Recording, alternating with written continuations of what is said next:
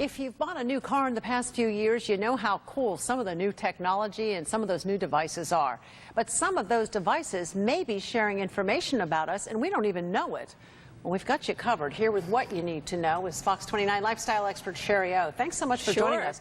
All right, I'm reading this information. It's shocking. I am shocked. Yeah. What devices are doing this? So this all began in the 90s with the event data recorders. A lot of people don't realize, but our cars have black boxes comparable to airplanes that record information in the event of an accident. Now that's required by the government. So almost 100% of new cars have that, and there's certain data points that they are required to record for a certain amount of time. But the thing is, Roxanne, car manufacturers are allowed to record even more data than they want than they're required with our black box. There's no limit on what they can record, and there's no limit on how much time they can record it. But in addition to the black boxes, we now have all kinds of infotainment systems and navigation systems and cellular link technology and even toll transponders that are recording. If it happens with our car or in our car, it can be recorded. So where you go, where you shop, how much you weigh, any kind of data points can theoretically be collected, and because of the cellular link technology, hackers can actually now access this as well. That is scary. There's crazy. No laws. People don't think about it. No, and there's no laws to protect us from this? There's no single federal law that talks about this. Some of the states are developing it, and some courts are applying computer laws because, look, we do have some privacy laws when it comes to our computers and our banking and other types of things.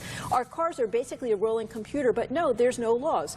And there's no specific real agreements that we're signing. Oftentimes, we'll sign off on something that says we got a copy of the owner's manual when we buy a new car, and the owner's manual will talk about the technology in our car, but who reads the whole owner's manual? I mean, who reads the whole owner's manual? When something goes wrong, you call the dealership. You don't even look at the manual then or go online. And no online. one's thinking about this. Our information is just not really top of mind. This is so scary. Well, now, crazy. All right. It's scary to think it can be happening, but is it being used? Well, so it is being used in some good ways. So it does help to improve highway safety by knowing what happens in accidents. And insurance companies are actually offering discounts on insurance if you install a little tracker and they watch your data to see if you're speeding and whatnot.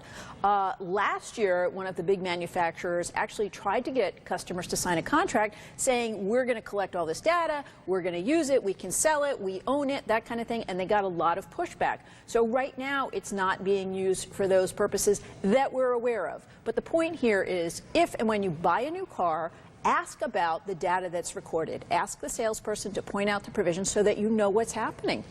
It's a lot to think about. It's crazy. And it's while not you're changing. driving. Right, while you're driving, you can't block it out. You can't opt out, can you? I mean, not if you want these infotainment. No, I mean, that's this is what I why mean. we're buying the new It's cars. like we're getting these things, and we're getting them because we want them, and so but just knowing about it is important. With the good comes the bad, so keep it in mind. Thank you so much, Sure. lifestyle expert Shari. Thanks so much for joining us. We appreciate it. 8:43 right now. We've got some new information just in from Boynton Beach Police to pass along to you. Officers